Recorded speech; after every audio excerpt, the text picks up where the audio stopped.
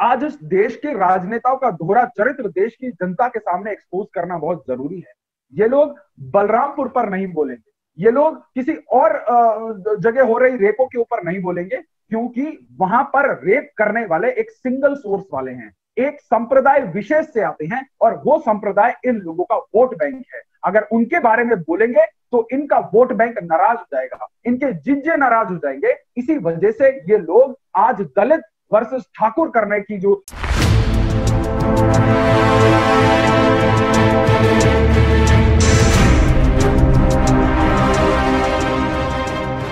हाथरस मामले पर कांग्रेस सहित पूरा विपक्ष राजनीतिक रोटियां सेकने की कोशिश कर रहा है। लिबरल मीडिया भी ऐसी ही अन्य घटनाओं को न दिखाकर मात्र एक तरफा रिपोर्टिंग कर पूरे मामले को सांप्रदायिक रंग देकर टीआरपी बढ़ाने में लगा हुआ है। तो इसी मुद्दे पर आज हमारे साथ है पॉलिटिकल एनालिस्ट वेद शर्मा जी। सर, इसके बारे में आप क्या कहेंगे? देखिए जगमाल जी, बहुत दुखद है कि किसी की लाश के ऊपर जिस प्रकार से एक पॉलिटिकल वल्चरिज्म इस देश के अंदर एक पैशन बन गया है, और वो भी बड़ा सिलेक्टिव वल्चरिज्म, जिसको मैं कहूंगा कि पहली बात तो अपराधी अपराधी है, पूरे देश की नजर में वो अपराधी है, और जो इस पूरे के पूरे अपराध में जिसकी जान गई है उसके साथ पूरे देश की संवेदनाएं हैं और होनी भी चाहिए।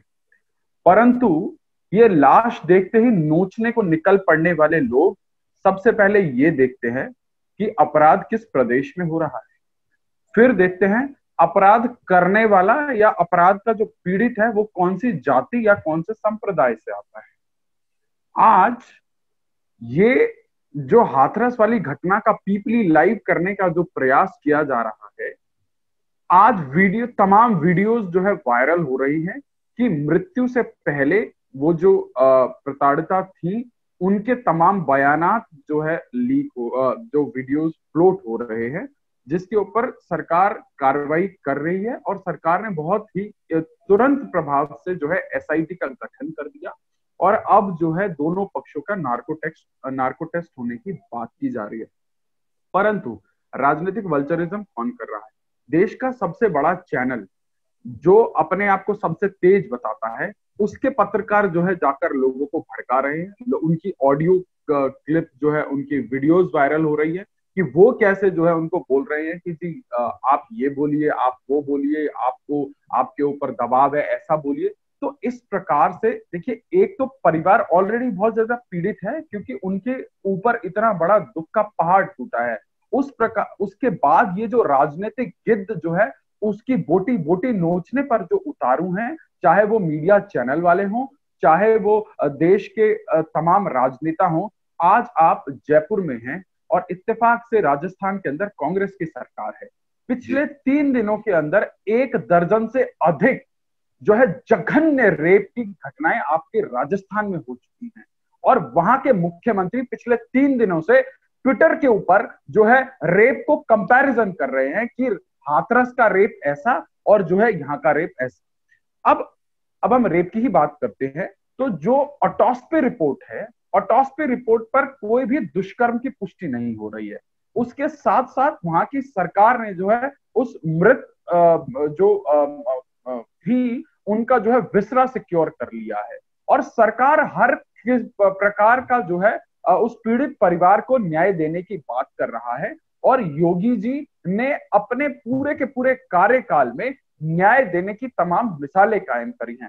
परंतु आज इस देश के अंदर जो है एक सांप्रदायिक आग भड़काने का जो काम किया जा रहा है, और मैं आपको सबसे मजे की बात बताऊं जगमाल जी, कल रात को जंतर मंतर पर एक प्रायोजित जो है आंदोलन किया गया, और प्रायोजित आंदोलन आपको पता है कौन कर रहा था? आम आदमी पार्टी और भीम आर्मी का वो संयुक्त कार्यक्रम था।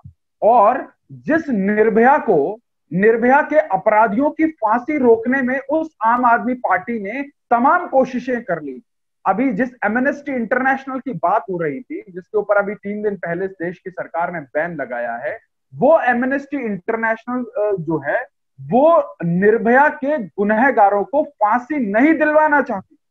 और वो लोग कितनी बेशर्मी से एनजीओ चलाने वाले लोग, ये सफेदपोश लोग जो है आज जो है हाथरस के ऊपर बात करते हैं। ये वही अरविंद केजरीवाल हैं जो निर्भया के दोषी को जो है 10,000 रुपए जो है की सहायता और सिलाई मशीन देते हैं, और उसके बाद आज जो है वहां पर एक राजनीतिक वल्चरिज्म करते हैं।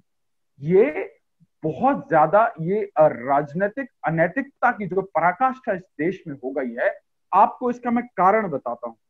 हुआ यूं कि सुशांत सिंह राजपूत की मौत के मामले पर ये पूरा का पूरा बॉलीवुड और पूरा का पूरा जो ड्रग माफिया है वो एक्सपोज हो गया, और उसके बाद योगी आदित्यनाथ जी ने 1,000 एकड़ की जमीन देकर नोएडा के अंदर फिल्म सिटी बनाने का जो उन्होंने एक संकल्प लिया, उसके बाद जो है ये पूरा का पूरा बॉलीवुड का माफिया, ये ड्रग कबाल, ये सब लोग एक्टिवेट हो गए। आप सोचिए, जो तृणमूल कांग्रेस की सरकार हर हफ्ते वहां पे भाजपा के कार्यकर्ताओं की लिंचिंग करती है, और उसके बाद भाजपा का जब कोई डेलीगेशन जाता है तो उसको एयरपोर्ट से बाहर निकलने नहीं दिया जाता, और उस तृणमूल कांग्रेस का कोई राजनीतिक वजूद उत्तर प्रदेश में नहीं है। और वो डेरेक ओब्रायन जो संसद के अंदर, राज्यसभा के अंदर कैसी गुंडाई, कैसी बदमाशी दिखाता है, उस आदमी के अंदर एक संवेदना नहीं है, और वो किस भद्दी लैंग्वेज का इस्तेमाल करता है एक राज्यसभा सांसद होते हुए, और वो जो है वहां पर जाकर हाथरस में राजनीति चमकाने पहुंच जाता है। तो ये बहुत दुखद है, और राज्य की सरकार योगी आदित्यनाथ जी के नेतृत्व में उस पीड़ित परिवार को न्याय दिलाने के लिए कृत संकल्पित है। परंतु आज इस देश के राजनेताओं का दोहरा चरित्र देश की जनता के सामने एक्सपोज करना बहुत जरूरी है।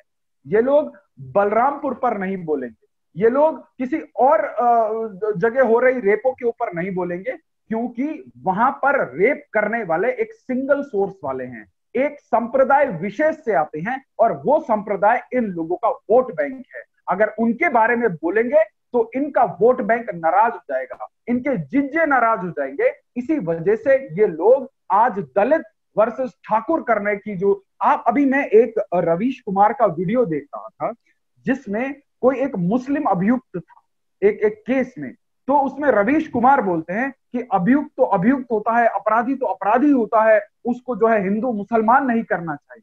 जब एक अपराधी मुसलमान हो तो उसको अपराधी मान लिया जाना चाहिए, उसको हिंदू मुसलमान नहीं करना चाहिए। परंतु यदि अपराधी कोई और संप्रदाय का हो तो उसको सवर्ण जाति का बोलकर उसके ऊपर टैग लाइन लगा देने का काम इस देश के राजनीतिक गिद्ध और पत्रकारिता की आड़ में बैठे हुए भेड़िए इस देश के अंदर सामाजिक समरसता को जो है तार तार करने के लिए जो है उतारू हैं।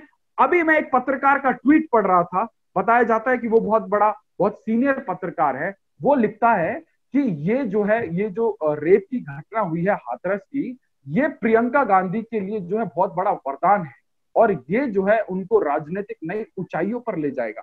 आप सोचिए जगमाल जी, यदि इस देश का एक तथा कथित बुद्धिजीवी पत्रकार किसी महिला के साथ हुए जघन्य अपराध को एक अपॉर्चुनिटी बताए, तो आप सोचिए आज ये जो हाथरस जाना चाहते हैं जो लोग, आज वो लोग राजस्थान के उन 1 दर्जन रेपों के ऊपर मौन है। तो ये लोग सिर्फ और सिर्फ इसको एक अपॉर्चुनिटी के रूप में देखते हैं। इन लोगों को जो है रेप से कोई मतलब नहीं है। आज राहुल गांधी और प्रियंका गांधी हाथरस जाना चाहते हैं, महाराष्ट्र में उन्हीं की सरकार, वहां पर दिशा साल्यान को जो है 8वें माले से गिराकर मार दिया गया, उसके साथ विभत्स जो है अन्याय हुआ है, उसके परिवार वालों को अपने सत्ता की हनक में चुप करवा दिया गया। आज राहुल गांधी और प्रियंका गांधी जाकर दिशा साल्यान के परिवार से नहीं मिलेंगे, उसके ऊपर कोई बात नहीं करेंगे। राजस्थान में इन्हीं के तोतले मुख्यमंत्री की सरकार है, वहां पर 3 दिन के अंदर 1 दर्जन रेप हो जाते हैं जघन्य से। कल ही रात को जो है, कल बताया जा रहा है कि भरतपुर में जो है, मेवात क्षेत्र के भरतपुर में जो है एक बहुत ही जघन्य अपराध हुआ है, उसके बारे में नहीं बोलेंगे। ये आज आपकी हमारी जिम्मेवारी है कि पहली बार तो अपराधी को अपराध की नजर से देखा जाए, उसको जाति और संप्रदाय में ना तौला जाए।